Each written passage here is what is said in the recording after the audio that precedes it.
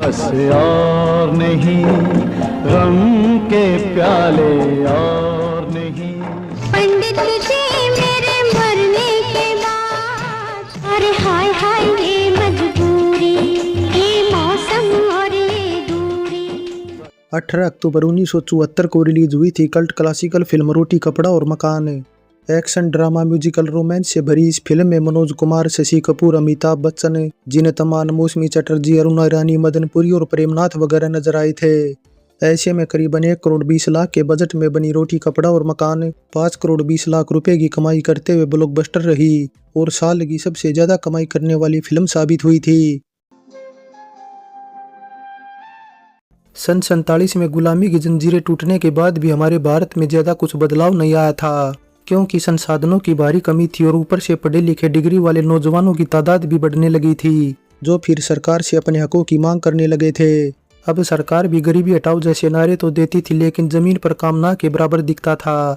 बस इसी गरीबी हटाओ के नारे से इंस्पायर्ड थी फिल्म रोटी कपड़ा और मकान, जिसमें बेरोजगार नौजवानों की दयनीय पीड़ा को बड़े ही खूबसूरत ढंग से पर्दे पर दिखाया था मनोज कुमार ने, क्योंकि मनोज कुमार फिल्म के राइटर, डायरेक्टर, निर्माता से लेकर फिल्म के मेन हीरो भी थे।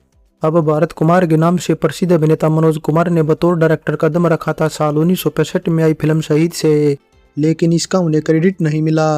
ऐसे में ऑफिशियली तौर पर मनोज कुमार की बतौर डायरेक्टर डेब्यू फिल्म रही थी 1967 में आई फिल्म उपकार। अब उपकार वो फिल्म थी जो उस टाइम के प्रधानमंत्री रहे लाल बहादुर शास्त्री के जय जवान जय किसान के नारे से इंस्पायर्ड थी, जबकि वहीं रोटी कपड़ा और मकान इंस्पायर्ड थी इंदिरा गांधी के गरीबी मिटाओ स्लोगन से। हालांकि मनोज कुमार बताते हैं कि उन्हें रोटी कपड़ा और मकान बनाने का विचार आया था अपने स्कूली दिनों को याद कर, जब वे 8वीं क्लास में थे और एक सीनियर स्टूडेंट जिसका कि नाम दीवान था ने एक फंक्शन में गाना गाया था, मांग रहा हिंदुस्तान रोटी कपड़ा और मकान।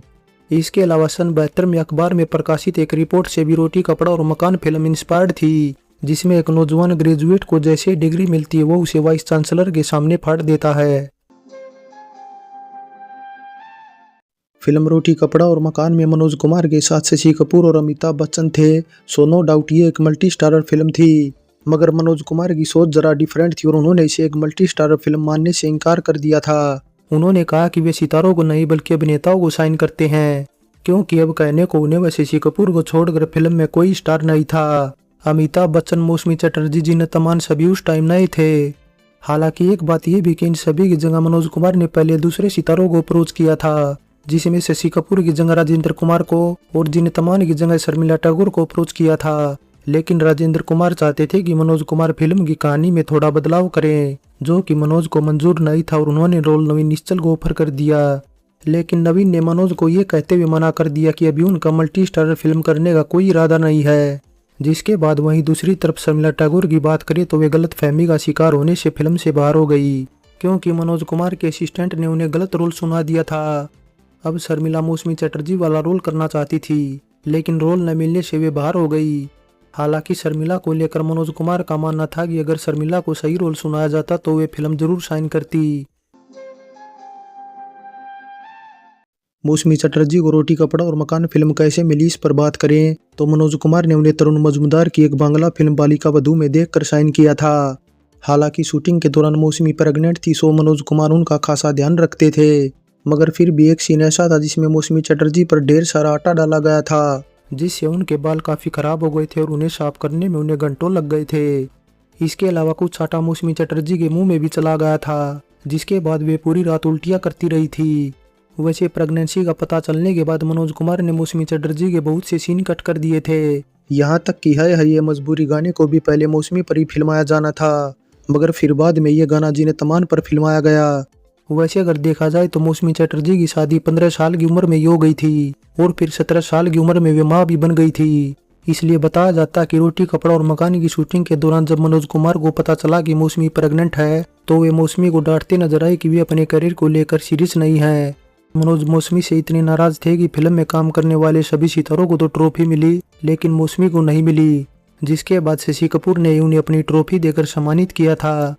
इसके अलावा कुछ ऐसा भी बताया जाता कि मनोज कुमार इसके बाद मौसमी पर थोड़ा नरम पड़ गए थे और उन्हें अपनी मोस्ट अवेटेड क्रांति में लेना चाहते थे। जैसा कि साल 1984 में सीने ब्लिट्ज मैगजीन में दिए अपने एक इंटरव्यू में मौसमी चटर्जी ने खुलासा भी किया था।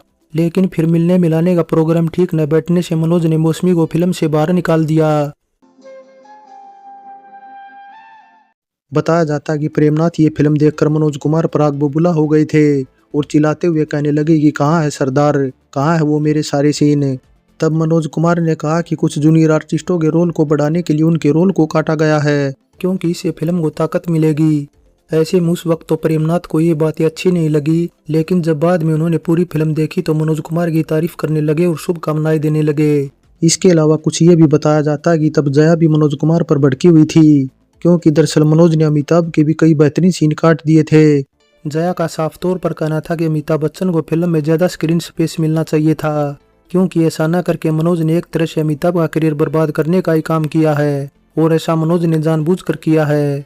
अब जया को लेकर बताया जाता है कि जया ने इससे पहले मनोज कुमार की साल 1972 में इस और फिल्म में काम किया था, जिसकी शूटिंग के दौरान ही जया बच्चन की मनोज कुमार के साथ तनातनी शुरू हो गई थी। वैसे मनोज कुमार ने अमिताभ बच्चन को क्यों साइन किया, तो इसके पीछे की वजह है कि जब मनोज जया के साथ शोर फिल्म बना रहे थे तब अक्सर अमिताभ जया से मिलने सेट पर आते रहते थे। अमिताभ के पास उस टाइम फिल्मों की कमी थी, यहाँ तक कि फिल्में न मिलने से लोग भी उन्हें ताने देने लगे थे, लेकिन मनोज कुमार ने अमिताभ के टैलेंट को पहचान लिया था। और जब राजकमल स्टूडियो में शूटिंग चल रही थी उसी टाइम पर मनोज कुमार ने अमिताभ बच्चन को रोटी कपड़ा और मकान फिल्म के लिए साइन किया था। इसके अलावा एक बात ये भी कि मनोज अगर अमिताभ को साइन न करते तो अमिताभ कोलकाता वापस लौटने की सोचने लगे थे। इसलिए अगर देखा जाए तो रोटी कपड़ा और मकान अमिताभ के लिए वरदान साबित हुई थी। हालांकि कुछ वजहों से ये फिल्म डिले हो गई थी, और इस बीच प्रकाश मेहरा की फिल्म जंजीर अमिताभ के लिए असली वरदान साबित हुई और वे रातों रात स्टार बन गए, जिसके बाद अमिताभ और जया ने शादी भी कर ली थी। बस इसीलिए जंजीर की सफलता को देखकर जया बच्चन मनोज को कोस रही थी। वैसे रोटी कपड़ा और मकान में अमिताभ का न केवल रोल ही कम था, बल्कि उन्हें पोस्टर पर भी काफी कम जगह मिली थी। लेकिन 10 सालों बाद फिल्म को जब दोबारा पर्दे पर उतारा गया तो अमिताभ को बड़े फोटो के साथ पोस्टर पर जगह मिली थी। खैर जो भी हो, अमिताभ का रोल छोटा ही सही लेकिन अच्छा था। और फिर वैसे भी रोटी कपड़ा और मकान अमिताभ की पहली ब्लॉकबस्टर फिल्म भी बन गई थी, जिसके बाद मनोज जया की नाराजगी को इग्नोर करते हुए अमिताभ को अपनी मोस्ट अवेटेड क्रांति में भी लेना चाहते थे, लेकिन अमिताभ ने मना कर दिया, जिसके बाद रोल शत्रुघ्न सिन्हा को मिल गया। वैसे रोटी कपड़ा और मकान अमिताभ बच्चन की उन चुनिंदा फिल्मों में से एक है जिसमें उन्होंने कॉलेज स्टूडेंट का रोल निभाया था। रोटी कपड़ा और मकान के अलावा कभी कभी वो फिल्म थी जिसमें अमिताभ ने कॉलेज स्टूडेंट का रोल निभाया था। अमिताभ बच्चन और जीनत अमान की जोड़ी 70s की सुपरहिट जोड़ियों में शुमार थी, मगर साथ में आई पहली फिल्म रोटी कपड़ा और मकान में दोनों एक दूसरे के अपोजिट न होकर अलग अलग थे। दोनों का एक फ्रेम में सीन भी केवल एक ही था। 70s में अगर जीनत अमान की पहचान एक ग्लैमर हीरोइन की थी तो मनोज कुमार की पहचान देशभक्त हीरो की थी। बस फिर कुछ इसी वजह से फिल्म रोटी कपड़ा और मकान में जीनत अमान पहली बार साड़ी में लिपटी नजर आई थी। इसके अलावा मनोज कुमार ने अपनी भारत कुमार की इमेज को देखते हुए जीनत अमान को छूने व फिजिकली रोमांटिक सीन करने से मना कर दिया था। अब हाय हाय ये मजबूरी गाने को ही देख लीजिए, जिसमें मनोज कुमार ने बारिश की सिचुएशन क्रिएट कर जीनत अमान पर पूरा का पूरा बगैर टच किए ही फिल्मा दिया था। वैसे मीडिया रिपोर्ट्स की माने तो जीनत अमान मेन हीरोइन के तौर पर मनोज कुमार की पहली पसंद नहीं थी, बल्कि मनोज स्मिता पाटिल को लॉन्च करना चाहते थे, लेकिन स्मिता भी फिल्मों में एक्टिंग नहीं करना चाहती थी। ऐसे में मनोज को जीनत अमान को साइन करना पड़ा, जो कि सदाबहार देवानंद की खोज थी और करियर में खूब आगे बढ़ना चाहती थी। बतौर असिस्टेंट एक्शन कोऑर्डिनेटर काम करने वाले वीरू देवगन की बतौर एक्शन असिस्टेंट रोटी कपड़ा और मकान डेब्यू फिल्म थी। ऐसे में वीरू देवगन के सामने कई चुनौतियां थी, जिनमें एक चुनौती थी अमिताभ बच्चन को एक सीन में एक हाथ से बाइक चलानी थी। इसलिए इस सीन को फिल्माते टाइम खुद अमिताभ बच्चन भी डर गए थे, लेकिन वीरू देवगन ने जितनी समझदारी से ये सीन शूट किया उसे देखकर हर कोई हैरान रह गया था।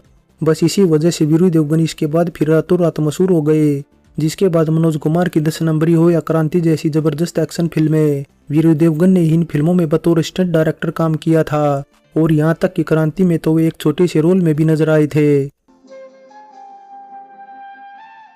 थोड़ी बात अब शूटिंग लोकेशन को लेकर करें तो फिल्म के मोस्टली सीन मुंबई के Filmistan studio, Chandivali studio, Mohan studio, RK studio, Rajkamal studio में फिल्माए गए थे।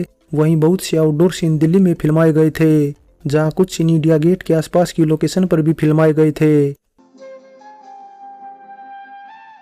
बॉक्स ऑफिस पर धुआंधार कमाई करने के बाद फिल्म रोटी कपड़ा और मकान का जलवा 22वें फिल्म फेयर में भी खूब रहा, जहां इसे कुल 11 नॉमिनेशन में से 3 अवार्ड नसीब हुए थे, जो कि बेस्ट डायरेक्टर की कैटेगरी में मनोज कुमार को, मैं ना भूलूंगी गाने के लिए बेस्ट लिरिक्स राइटर की कैटेगरी में संतोष आनंद को, व और नहीं बस और नहीं गाने के लिए महेंद्र कपूर को मिले थे, जिसमें संतोष आनंद का तो ये पहला फिल्म फेयर अवार्ड था। बता दे संतोष को इससे पहले मनोज कुमार की ही 1972 में आई फिल्म शोर के लिए नॉमिनेशन से संतोष करना पड़ा था। फिल्म रोटी कपड़ा और मकान में संगीत दिया था लक्ष्मीकांत प्यारेलाल ने, वहीं पर गाने लिखने का काम किया था संतोष आनंद व वर्मा मलिक ने, जिनके लिखे सभी वर्जन को मिलाकर 7 गाने रखे गए थे ऑडियो एल्बम में। मैं ना भूलूंगा, फिल्म का गीत संगीत सुपर हिट रहा था। हाय हाय ये मजबूरी, पंडित जी मेरे मरने के बाद, मैं ना भूलूंगी, महंगाई मार गई, और नहीं बस और नहीं, रोटी कपड़ा और मकान फिल्म के सबसे पसंदीदा गाने रहे थे, जिनमें महंगाई मार गई और हाय हाय ये मजबूरी तो बिना का गीतमाला की 1975 की एनुअल लिस्ट में पहले व दूसरे नंबर के गाने भी रहे थे।